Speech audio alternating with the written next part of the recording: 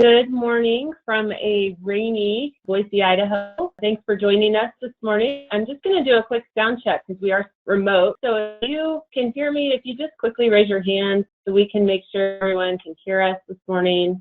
Thank you very much. Appreciate that. We'll get started in just one more minute. Again, as I mentioned, the team is remote, so we are all in separate locations coming together to share our May Assessment Accountability Update, and we're glad that you joined us. Just a few reminders, we do this every month in our webinar. You can put your questions in the questions box. We've already got a few this morning, so thank you, Kelly, for submitting those early so we can address those in the presentation. I have posted the slides, the presentation deck, as a document in the handout section, so you can download that and follow along. And our presentation is being recorded, and we will post that to our website within 10 days, typically a little faster turnaround as we're efficient in getting that up. Just a reminder, as we're still in the midst of this COVID-19 pandemic and schools are closed and the department is closed, we do have official resources on the COVID-19 site. That is the governor's website where we're posting school information. And we do have an assessment and accountability guidance document that we continue to update. Although I don't think it's been updated in a couple weeks, so after this webinar, that will be refreshed with our latest information. I'm going to turn things over now to Kevin Whitman to get us started with some survey information and a quick accountability check-in.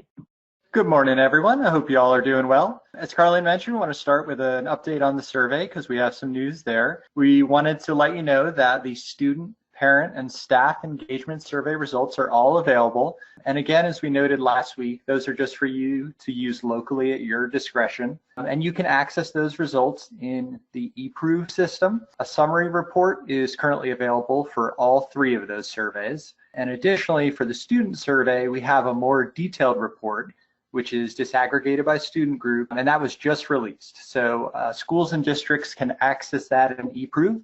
And you would do that by clicking on the three dots next to the survey and selecting download disaggregated results. And to be clear, schools can see their own results and districts can see their results for all of the schools that they have in the district. So you can access that at both the school and district level. Principals should have access to eProve for their school, and superintendent should have access for the district.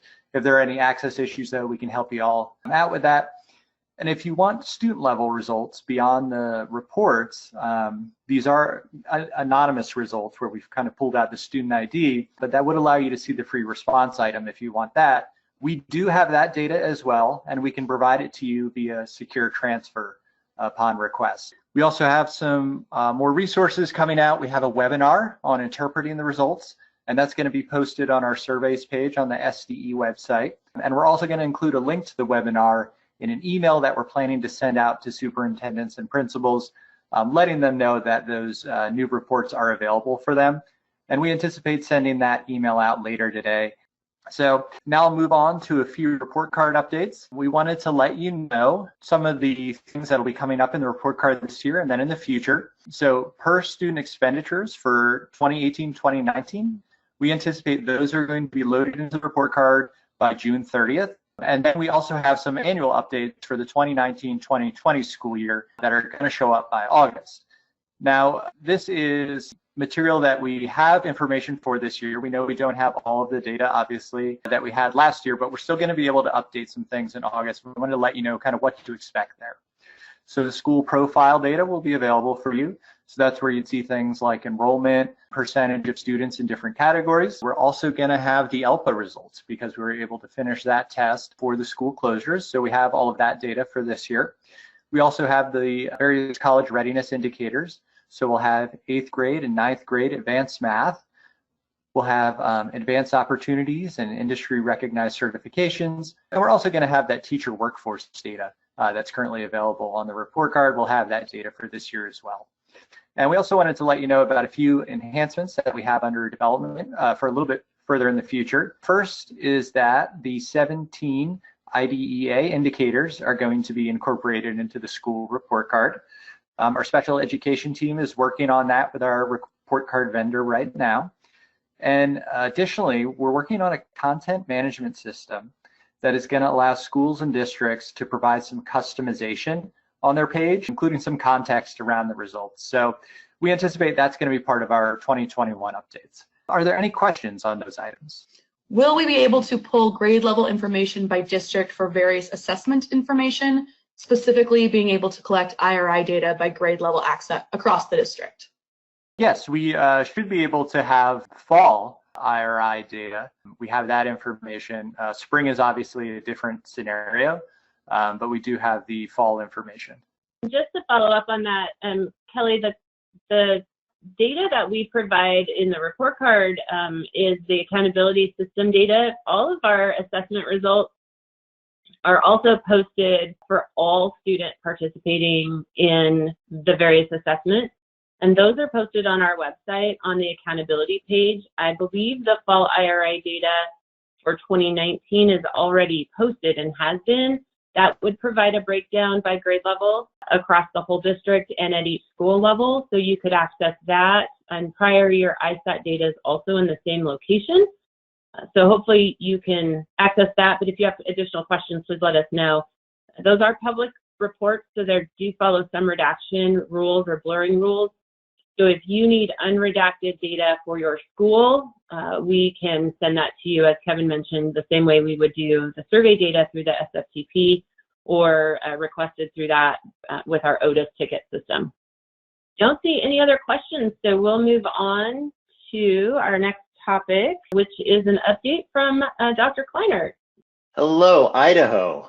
Today I want to update you on where NAEP is for the next year, as normally you would receive communications about school selection this month. The National Center for Education Statistics is postponing school selection due to the pandemic. Once they select schools, then the Superintendent of Public Instruction will send out notifications to district superintendents and assessment coordinators. I will let you know when these go out so you can watch for them and enter testing dates on your calendar.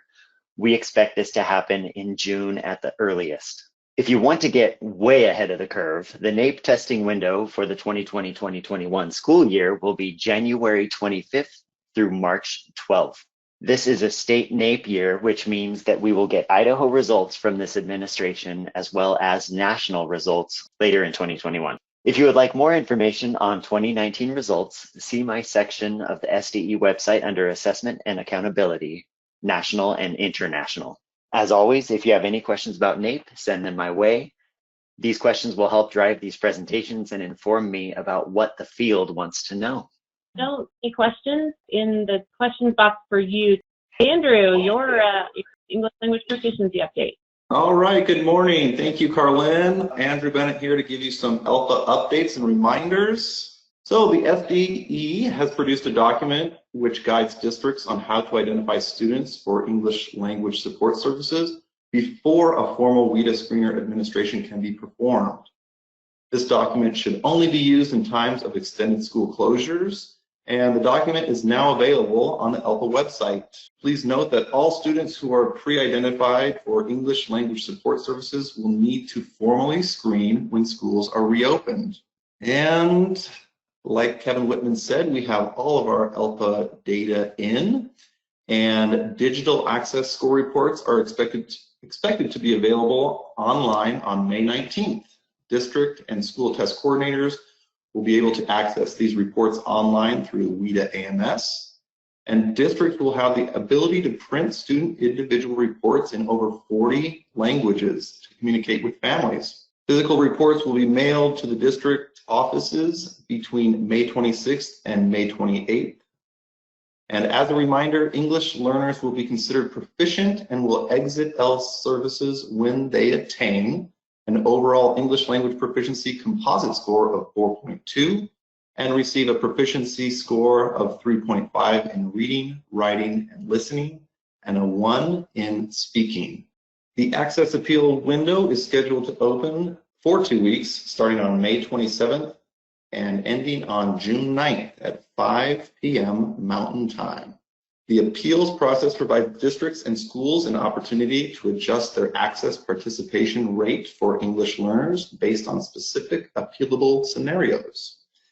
So some examples of students who will appear in the L assessment appeals application are an English learner with partial access test data, ELs with no access test results, or non-English learners with a complete access test or partial access test.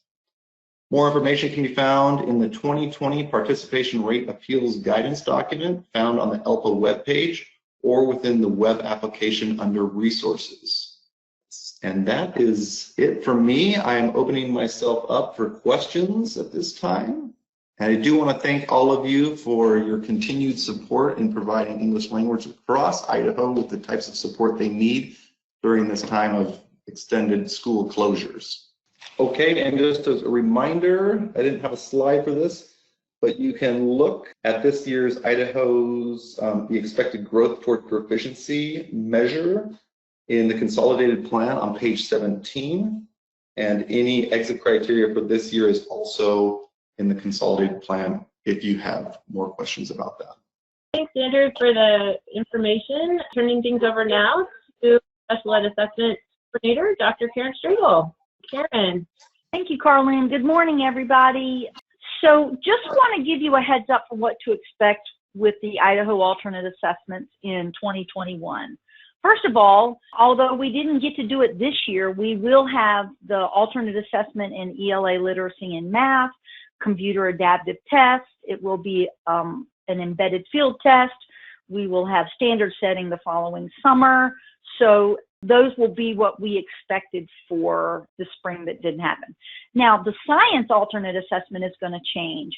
So it will be based on the extended content standards in science that were adopted in 2019, which means we'll have a new test in 2021.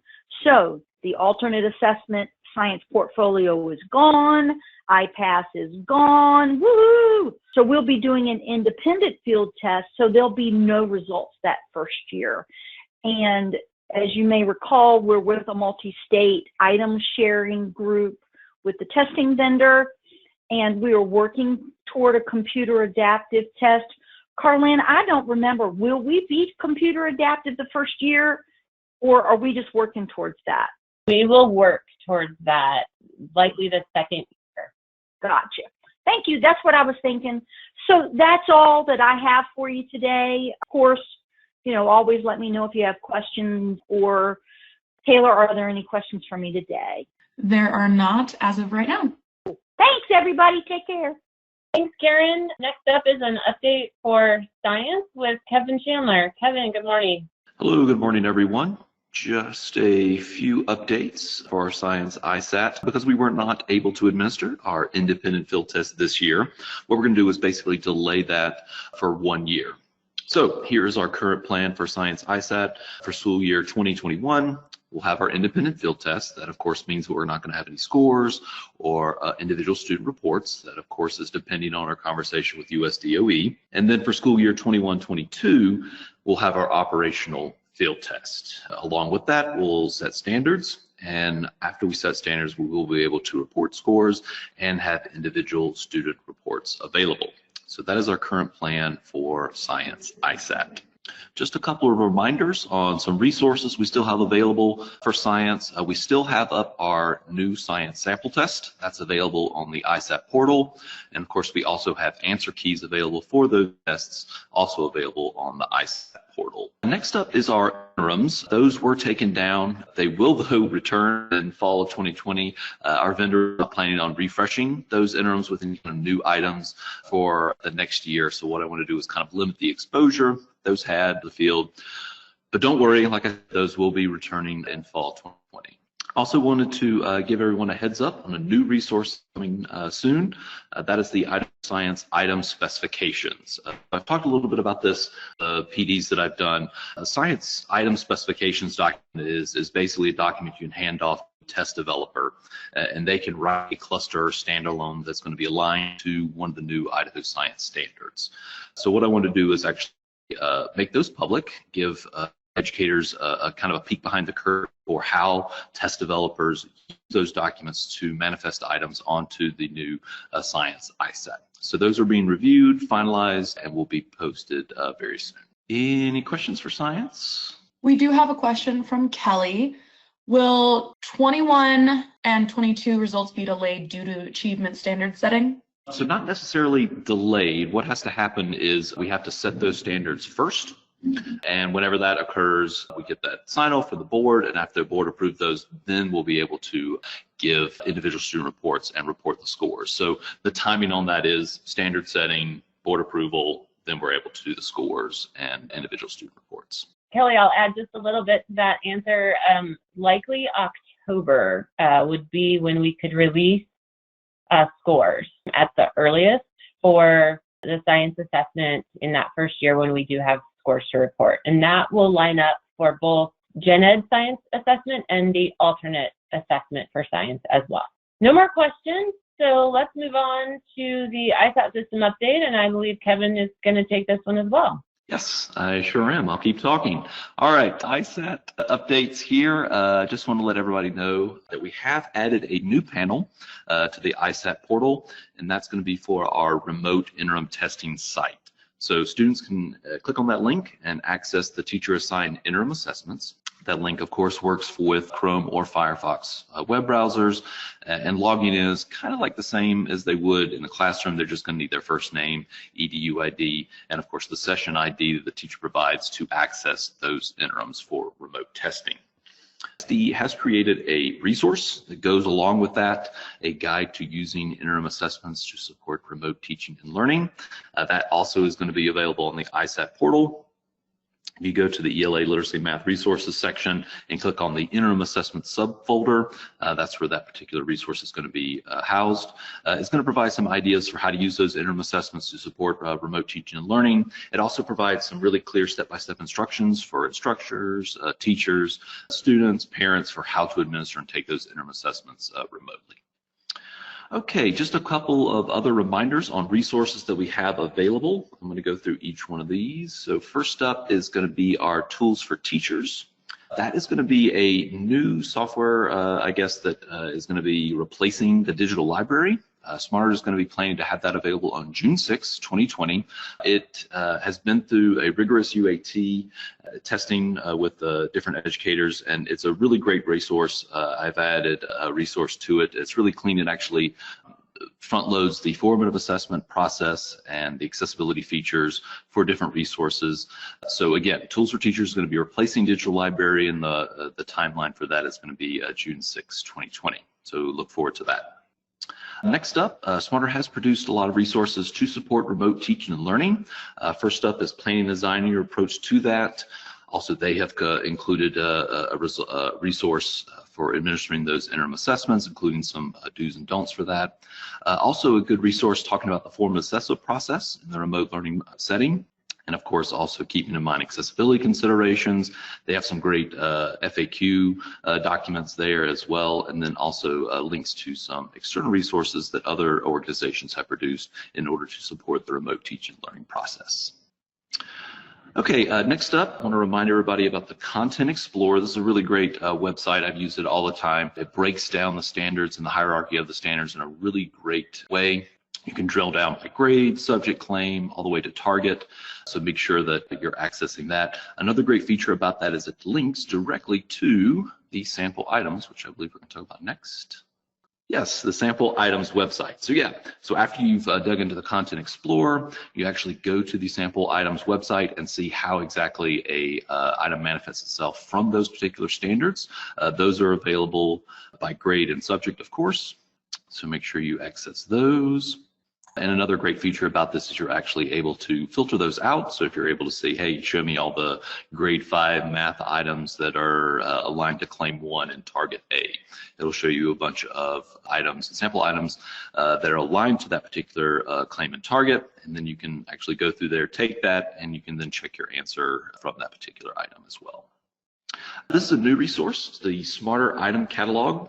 So what Smarter has done for us is they have created a giant spreadsheet that actually lists out all the different items that are available on either the FIEBs, the IABs, the ICAs, or the practice tests. So again, you can drill down and say, hey, show me all the items that are on the focused IAB, grade 5 math, claim 1, target A, content domain OA. And give you a nice big giant spreadsheet that shows you all those items and where they appear. It also shows you the item difficulty as well, all the way over there on the right. So that's a new resource. Make sure you check that out. I also want to give you guys a heads up on a rebranding that's going to be occurring. Our vendor, American Institutes for Research, they're recently acquired by Cambium Assessment. So we're still having the same team of individuals support us. It's just now they are Cambium Assessment. So just a couple updates, I guess, or changes that are going to be coming down the pipe for that. Of course, the portal URL is going to need to be updated, manuals, some system names, some logos, and of course the help desk email address is also going to be updated. Check your emails and of course any kind of portal announcements for when all this is occurring. We're anticipating a transition to be complete on June 15th. So we just want to give you guys a heads up that that is on the way. Excellent. Any ISAT questions? Nothing at this time. Excellent. Thanks, everyone. Thanks, Kevin. We'll turn things over now to Elena for an update on the Idaho Reading Indicator. Good morning, Elena. Good morning, everybody. Thanks for joining us. So I want to start with the most current information about IRI administration. The administration of the IRI, as we have said before, is a statutory requirement which has not been waived. However, we want to make sure that folks in the field understand that its purpose for being turned on this spring will be as a resource to support remote teaching and learning, and that the results from the IRI assessment that districts are administering will not be used as a part of the statewide accountability system. What we also want you to know is that as students complete their remote IRI assessment, they will automatically move into the curriculum. So students won't see that sunset. If they've typically seen that in the past, the system will just seamlessly move them from assessment into curriculum. So make sure you've messaged that out to teachers in the field so they can let students and parents know that. We also want you to know that we understand not all students can or will be assessed. Again, data from the assessments that are being administered at home can be used by the teachers to see how students are progressing, also to help plan that remote instruction. You can also let teachers know that information can be easily shared with families.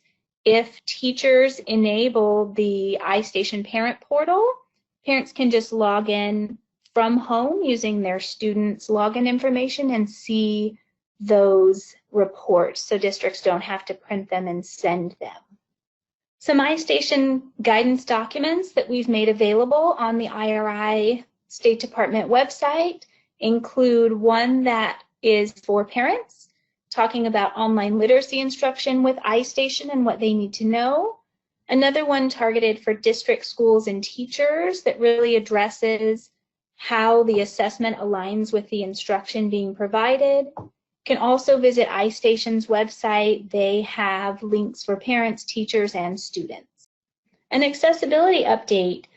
Last month, we updated you about the work that the group talking about blind and visually impaired students was working on.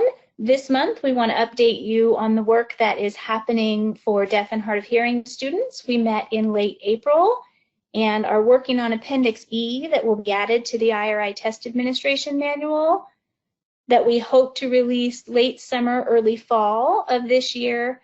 You'll find some detailed procedures for administration, some training requirements, and those specific accommodations that we've identified for your deaf and hard of hearing population. So watch for that. Some updates we wanted to provide you with. iStation is working to make improvements to their phonemic awareness subtest.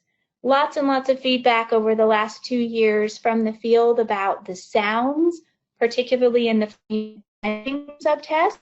I want you to know iStation has heard your feedback. We appreciate you giving it, and improvements are coming. Also want to let you know that field testing is currently happening for the alphabetic decoding subtest for kindergarten students. There is no impact to current overall scores if a kindergartner should see the alphabetic decoding subtest and they have not gated in prior to March. It's just a field test item as iStation looks at the possibility of adding alphabetic decoding as a kindergarten subtest. And want you to also be aware that you might get a survey directly from iStation in the coming weeks. They are looking for feedback nationwide from users of the system to provide them with information about what works well, what doesn't work well, and just provide overall feedback. So if you get that survey, we'd appreciate your feedback so that Idaho's voice can be heard. Questions about IRI? We don't have a question about IRI, but we do have a question from Michael Nelson. When can we expect a list of all assessment dates for the coming school year?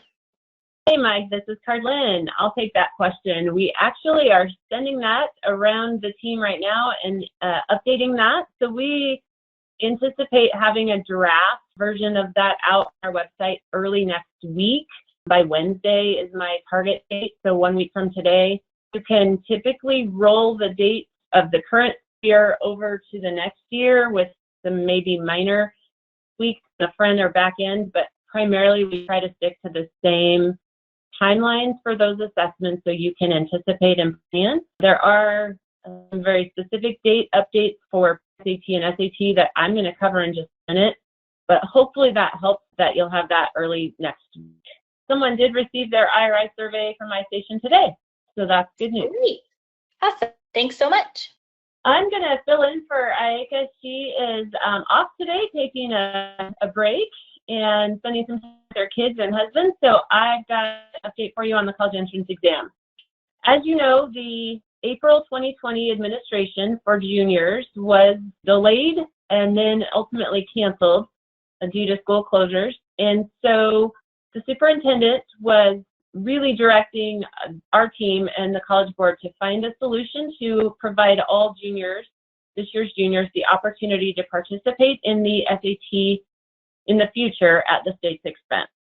So there is an SAT school day for the class of 2021. So this year's juniors, who will be seniors coming back to school in August or September, can take the SAT on a school day on October 14th.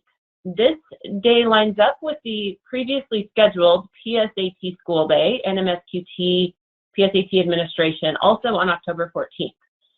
So you can take advantage of that, double up, and have a testing day for your sophomores and your what would be seniors next year for that SAT. Or if that's too much for your school to manage and you still want to offer the PSAT NMSQT that is not required, you could move that date to October 28th. And IACA will be starting the schedule intake process here in the next couple of weeks. So make sure you have a decision about the day that you are going to offer the PSAT NMSQT, whether it be October 14th or 28th. And all of the deadlines for that October 14th date are here. So we'll be starting work really in the next 2 weeks to identify contacts. There is some ordering timelines that can start as early as June 2nd, but we recognize many folks are out, so we have extended that into September. The accommodations deadline you see there, bulk registration deadline, hopefully well into the school year so that you have a chance to update rosters and manage all of the students that will be testing. And then you see the specific dates for both the SAT and NMSQT PSAT school day. There are some updates to accommodations and supports we want to make you aware of. So students that already had accommodations for their tests for April 2020 or that had previous accommodations do not have to have new accommodations submitted. That does not have to go through the process again. You will need to submit accommodation requests for newly enrolled or identified students, and any student who previously had extended time requested needs to be submitted again. That is the only one that doesn't carry over. But otherwise, all other accommodations that were approved for a spring assessment for 2020 will carry over to the fall administration. Schools are really encouraged to register all of your students that are seniors next year unless, of course, the board takes action on a proposed rule for waiving the college entrance exam requirement. That was only done for the class of 2020, those students graduating this year. So at this point, students that are juniors this year are still under the graduation requirement to participate in a college entrance exam. I do believe the board will take some action to address any extenuating circumstances, but not specifically perhaps a blanket waiver. So until the board takes action, it is important that students have that opportunity and you register your students for that test. That's the update for SAT school day in the fall and that opportunity for students. If there's any questions we can take those now. There are none at this time. All right. Well, we're all winding down this school year in what has been an interesting transition to remote and distance learning. We are looking ahead to the next school year, and while we are planning for the very best, we are certainly preparing for something else, and that unknown. So we intended to do a fall assessment roadshow, and we are committed to making that happen. We are running into a bit of challenge right now in finding locations to have a meeting or to host a large group gathering. So rather than wait until later to announce those dates, we've decided to move our assessment roadshow to a virtual access and virtual support. So we are going to provide a series of informational updates in whether hosted webinars or pre-recorded videos to cover all of our assessment programs, including ISAT, SAT, the Access Test for English Learners, our IRI. We'll have information about interim assessment and how to use the data to inform instruction. We'll talk about system enhancements and so much more. So we'll give you a little more preview in our June webinar of some of the topics we're planning, and we hope that you'll tune in to that final webinar of our school year for a sneak peek at what's to come. And our next webinar, as a shameless reminder to all of you, is June 10th. Oops, that's 2019. We missed this one. So I believe it's June 12th, 2020 is our update. We'll fix this when we post this. June 12th is the second Wednesday of the month at 10 a.m. That registration link should still be the correct registration link, but it is on our website. I know many of you are already pre-registered for that webinar, so we should hope to see you next month. All right, let's check in on final questions. Anybody have any other questions? Taylor? We have a question from Anita, and she asks, even if the board waives the SAT requirement, the SDE is still paying for the fall opportunity, right? Yes, Anita, the SAT school day in the fall will be paid for by the state, even if the board waives the requirement. Great question. Thanks for asking. And that is it, although Renee is wondering where the handout is. Carlin. The handout is posted as a handout. So if you can see in the control panel when you log in, typically it's where you find the audio dial-in phone number and information about who's in attendance. Sometimes you can see that there's a handout menu option, and it's also in the same area where the chat box or questions box is. So you should see handouts. If you don't, Renee, we can certainly email that to you.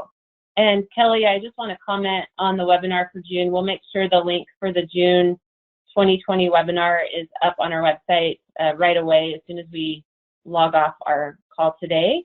Make sure that you all can register for that, and we'll send out an announcement in our next assessment and accountability update. Taylor, anything else that I'm not seeing in the questions? No, that is all the questions. All right. As always, we really appreciate you tuning in and joining us. We wish you all the very best and continued good health to you and your families, and we hope to see you again in June. If you have any other questions after this, please reach out to us. We are here to help, and have a really great rest of your day. Thanks, everybody.